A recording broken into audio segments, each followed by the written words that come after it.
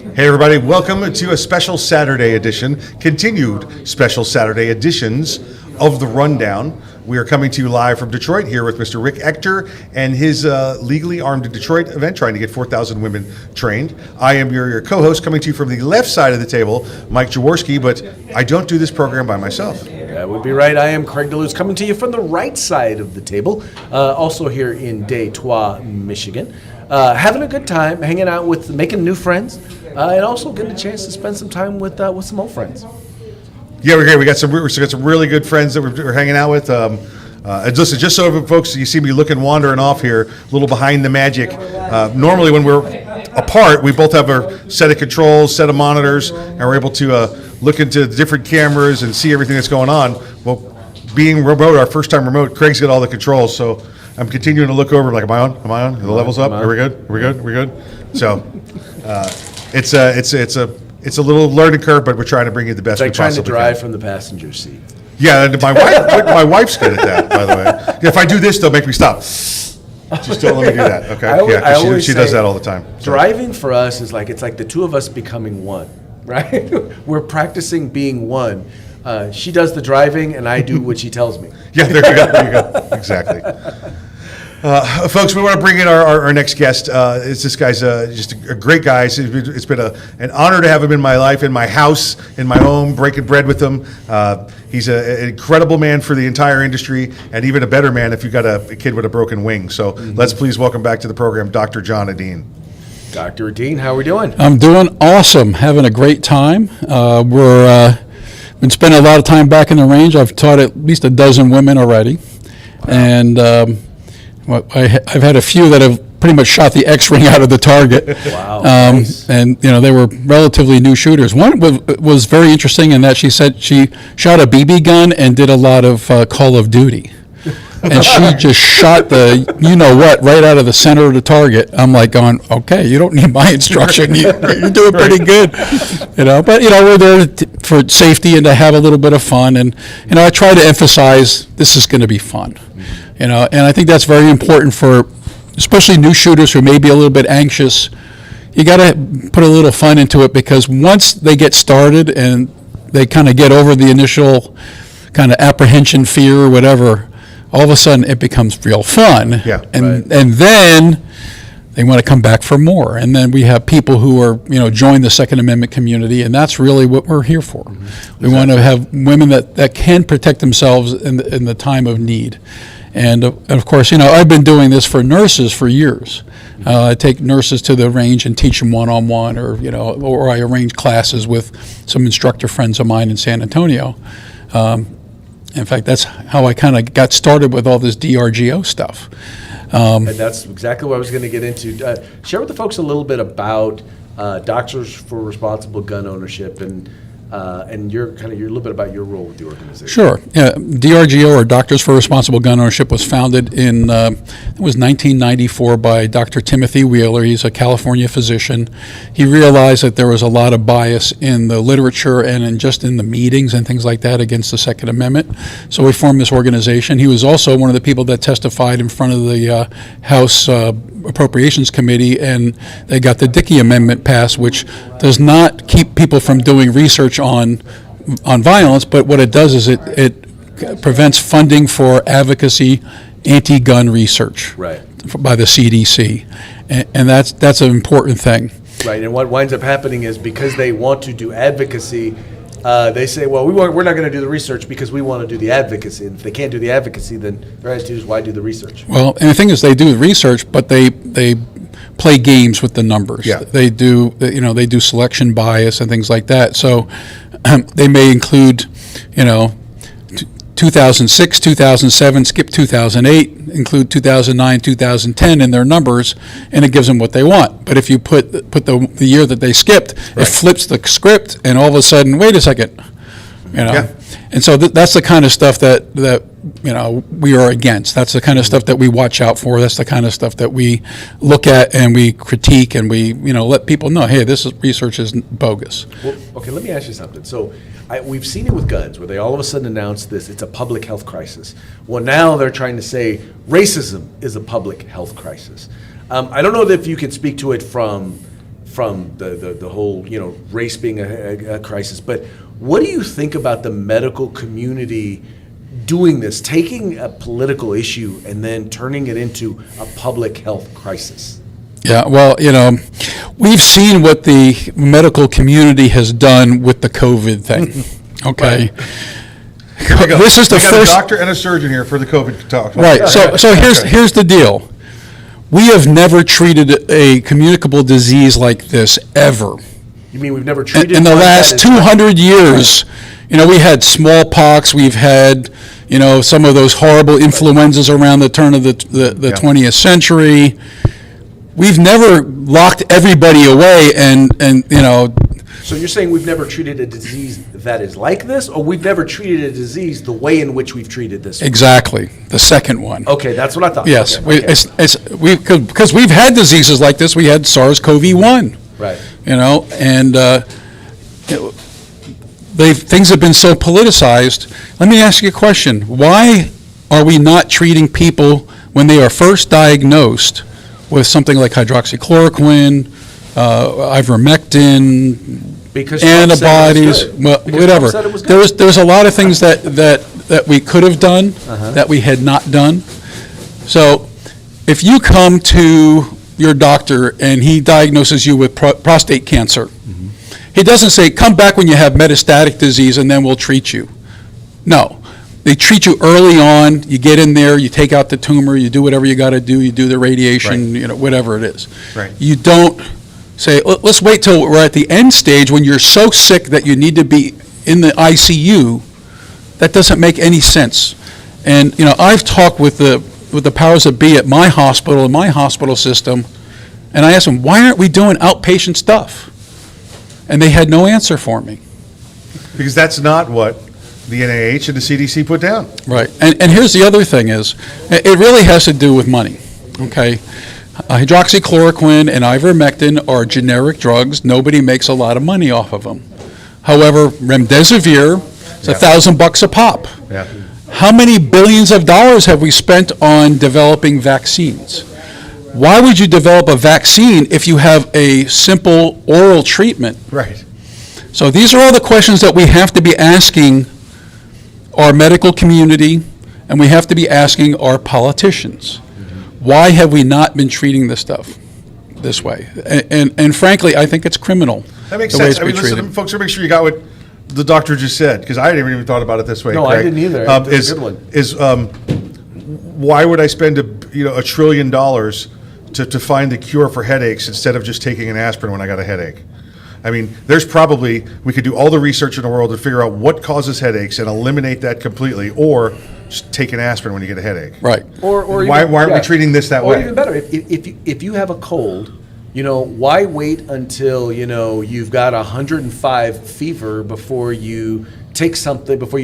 Yeah. And pneumonia. And pneumonia. And Right. and now you're so sick that you got to go in the hospital and be in an ICU. On the ventilator. Exactly. When they could And have done ventilators are not good if you have COVID. I can tell you that right now. Tell us about that, because Please. ventilators evidently we need all the ventilators we can. Right. otherwise I we're mean, going there to are some die. people that require ventilation, Right. but a lot of people actually end up with lung damage from the ventilators. It's too much. In our hospital, we were doing something called ECMO, which is extracorporeal membrane oxygenation. It's basically a heart-lung bypass. Treat the patients, let their lungs recover, Yeah.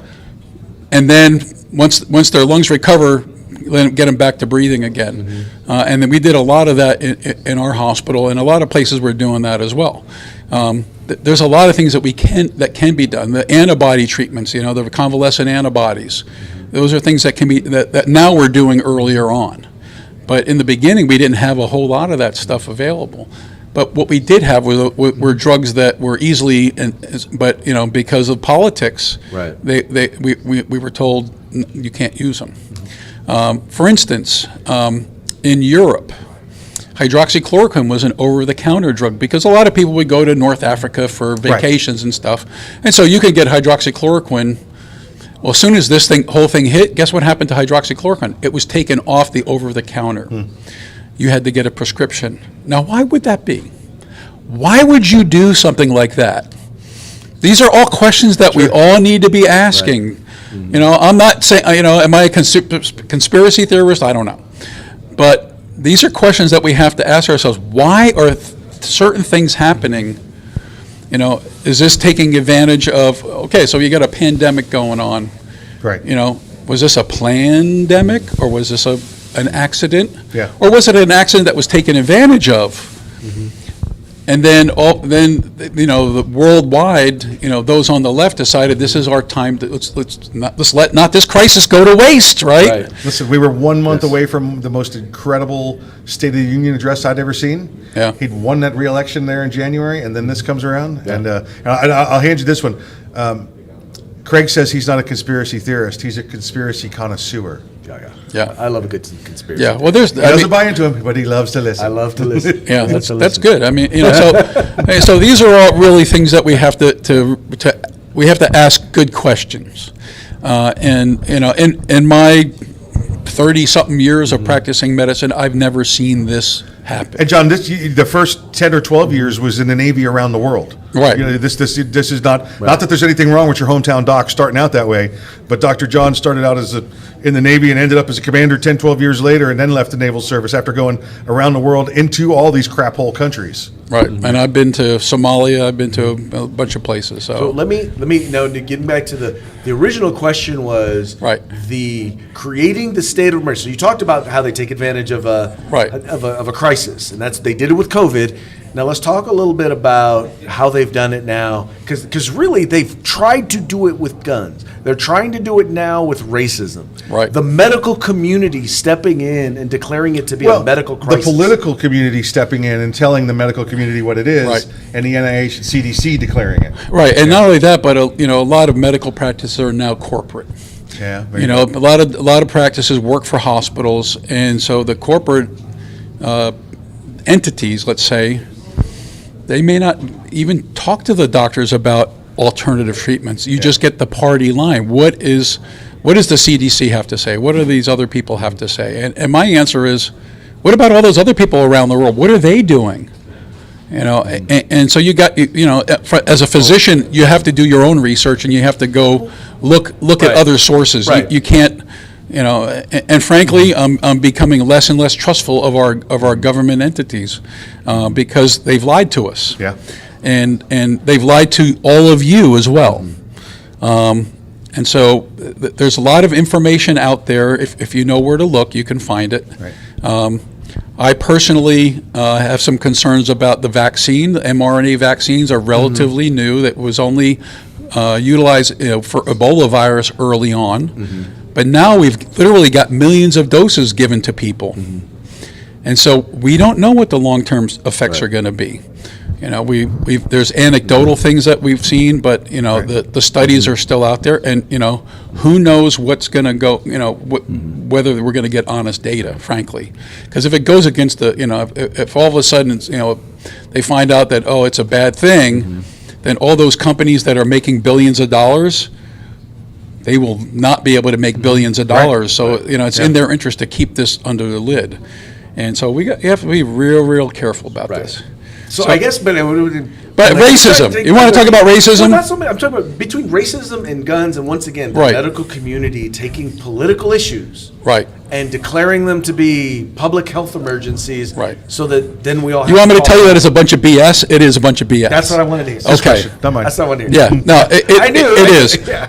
In fact, one of our taglines at DRGO is because gun violence is not a public health issue. It's a criminal issue. It's a sociology issue. It's all those things. It's the only thing that doctors should be worried about at this point is plugging the holes and saving lives, and we do it well. Yeah. We do it well. If you end up in a trauma center and you're still alive after being shot, your chances of survival is greater than 80%. Wow. Most people who die of gunshot wounds die before they ever make it to the hospital. But if you make it to the hospital, you're most likely going to survive because the trauma system is so good. We got such good people. We got good techniques. They have, all the stuff that we can do. But the problem is that if you keep letting criminals out on the street and there's no consequence for committing criminal acts, you're going to get more crime. It's not a public health issue. No. It's not a gun problem. It's it's a people problem. It's a people problem. Yes, it And is. so, there has been several operations where they went after the gangs and they went after the repeat offenders. They took them off the streets, and crime went down and violence Amazing, went isn't down. What a shock! It's funny. I'm so shocked that would work. We've had that conversation in California where, the early 90s, we passed 3 strikes, we passed a bunch of mandatory minimum laws. We really focused on gangs, and all of a sudden we saw for 20 plus years, crime went down in the state of California. Now, then they started passing all of these anti-gun laws and increasing gun control, right? Crime still stayed down. Then they started basically decriminalizing crime and letting the criminals out of the jail. You mean like $950 shoplifting every day? Exactly, exactly. And there's no consequence of that? And now And you all of a wonder sudden- why, like, Walgreens and all the pharmacies are closing in the Right. cities? Yeah. Right. And so now you see when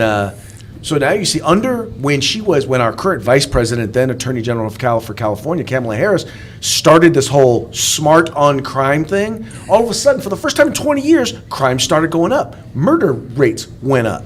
Right. And now we see them go through the roof, and they're like, they want to blame guns, but no, California, we haven't made it easier to get guns in California. No. All we've done is made it easier to get out of jail. Right. Or not go to jail in the first place. Yeah. Well, it's the revolving door criminal justice system. That's correct. And that's the real problem. That's the crux of this. Yeah. And they don't want you to know that. No, they don't. Although most of you people are probably smart enough to have already figured that out, that, you know what, if the guy commits a crime, goes in, gets fingerprinted, and says, okay, come back to the court in, 9 months, Yeah. and is left out on the street, and surprise, he's back in jail. He's back in jail 2 days later doing something different, but the same thing, and it doesn't make sense. All right, now, Dr. John, we've got to run. Okay. So I'm going to let folks know how they can find out more about Doctors for Responsible Gun Owners. Yeah, we're on drgo.us. We're on Facebook. We're on all those other things too. We have 2adoc.com, which is our matching service. We need healthcare providers to sign up, so we have people to match you with. It's confidential and it's free.